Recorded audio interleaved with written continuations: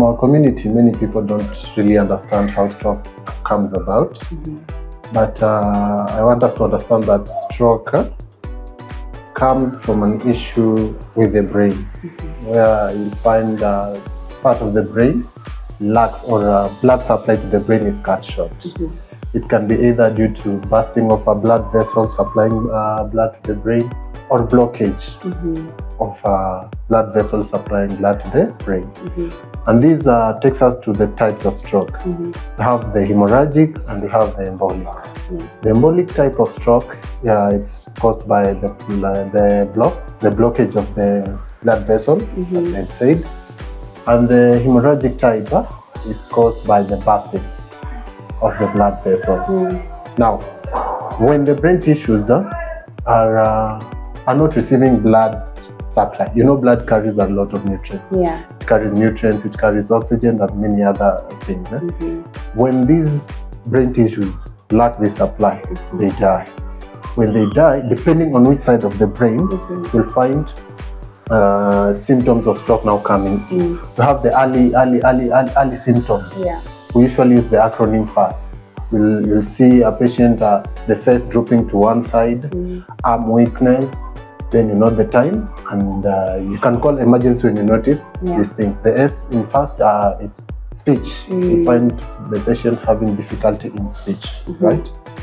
When you notice this, it's good you call an emergency number or you seek medical attention as quick as possible. So that if it's a blockage, it can be managed easily during some stipulated amount of time. Then you have something that really tries to appear like stroke. In medical terms, we call it TIA. It's called transient ischemic attack. This some people call it a mini stroke. It occurs often several minutes or several hours, then it disappears. Then this is also an warning that stroke might appear in future. Right? So we have ways of curbing this way. We have risk factors that might lead to stroke. Number one, high blood pressure. High blood pressure is the leading contributor of stroke, because when one has the high blood pressure, it will lead to now the bursting or the blockage of the blood vessels. And again, you have obesity. Obesity meaning you find a huge person not maintaining his weight. Then you have our lifestyle. You find many people living sedentary lifestyles like that. We also have smoking as a risk factor. In managing stroke, we have a variety of treatment options. There is surgery, there is medical, there is conservative.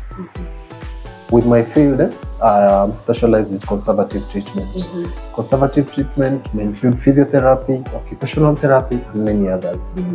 Now, in physiotherapy, we will now come into focus with the weakness, and now to try to regain the gait pattern, how you will walk, because stroke affects everything on one side of your body. So if you come for physio, we're now focusing on muscle weakness, joint stiffness, depending on the severity. When stroke comes in, the type of stiffness will not be the same as the way it will when it progresses. So we'll now come into focus with muscle weakness, muscle joint stiffness, the gait pattern, everything. And this one is a long-term thing. Treating a patient with stroke cannot take 2 weeks, 3 days, no. It's a long-term thing. It can go even more than 2 years just to manage a patient with stroke to get back to the near normal, because they can't be normal. They can just get to the near normal. But what I can advise, let's just try to check our health status. Let's try to check our blood pressure. Let's try to add, to modify our lifestyle.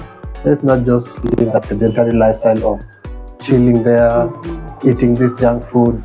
No, let's try to check our weight. Avoid this smoking, and I think we'll be good. All right.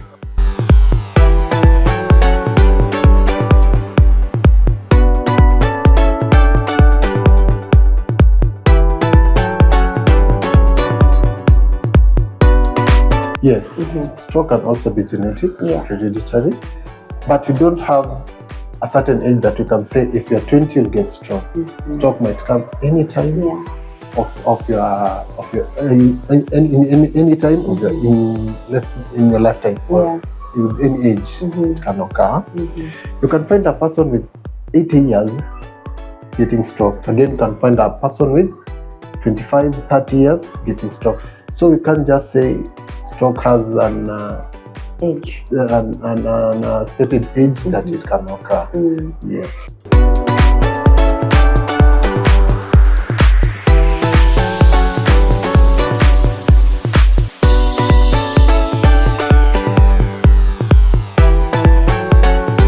Yes, there are possibilities because stroke, as I said, the main contributor is high blood pressure. Now, if you have the high blood pressure, then it was managed. You got stroke. The stroke is being managed, and you're not checking or maintaining your pressures again. You just like that. You're not taking any medication. Just like that. There are high chances that it might reoccur. In some cases, I have patients who might recover fully, depending on the severity. Because we have some patients, majorly in those villages, in the remote areas, they don't know about this, how to manage stroke. When a person gets stroke, they just isolate the person to be on his or her own. But in well-developed cities like Nairobi, Mombasa, let me say the major cities, we have families that know what should be done for stroke patients. Now, when a patient has stroke and you start this conservative management early enough, there's high chances that this patient is going to recover, and the patient can be able to do the normal duties like any other patient. Yes.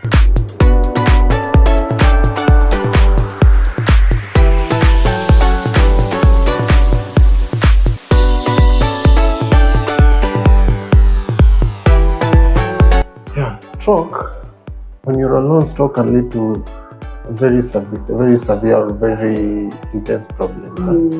Number one, remember your way of movement, your mobility is impaired now. And remember, you're alone. Now it means there's some things that will be difficult for you to do. Perhaps even your personal hygiene will be difficult to you. If you check on your nutrition, it will be difficult to you.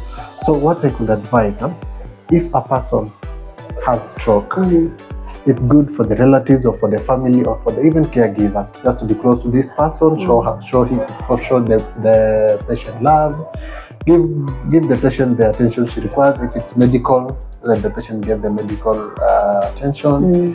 If these are the drugs to control maybe the pressure, let the patient get them. So as just to prevent the other opportunistic diseases. Because you have stroke now, you are alone, you're just there. The hygiene is poor. You're inviting something else. You can't move. You're inviting something else. The joints will become stiff. You see, you'll be causing more harm.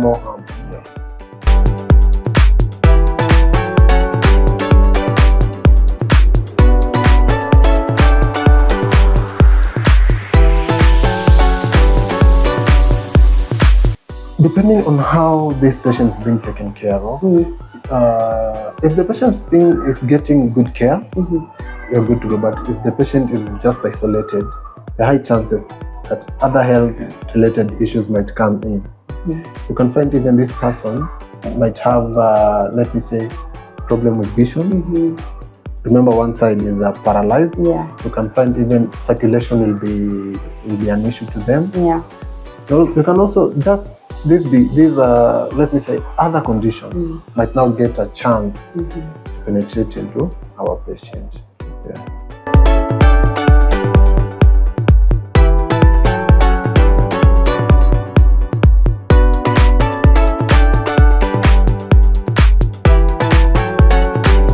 First, what I will say, let's just be observant with our health first.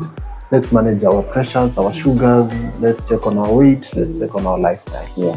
After that, if for an instant you get a patient who seems to be suffering stroke or who shows signs of stroke, let us be quick to respond. Because when you respond first, we have high chances that this thing can be solved easily. But when we assume and say this is something that will last for this and then it ceases, no. We are going to bring more harm than good to the patient. Because, for instance, I've seen a patient now, or I have a patient who has fallen, and the patient is showing signs of stroke. The face dropping to one side, the arm weakness, the slug speech, problem with vision. You see, if I take this patient to the hospital, that moment, something might be sorted. But if I leave the patient there pretending, oh, the patient, it is normal for the patient to fall, will just get better, I am bringing more harm to the patient. So the earlier we identify this problem, the better we can solve it.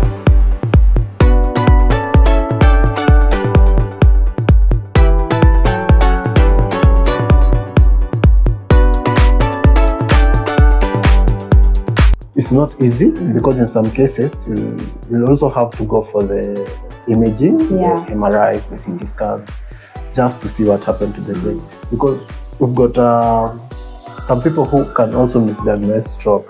Someone will come and tell you, my hand is weak and also this leg is weak. If you hear that the left hand and the left leg is weak, someone will directly tell you it is stroke. No. We can also refer to the imaging now, as I said, to an MRI to see if the brain has problem, if you have a clot in the brain, if you have a ruptured blood vessel in the brain. Then from there, we can advise on what to do. But diagnosing stroke, you can't just say this is stroke. Yes, you can just do that easy. All right.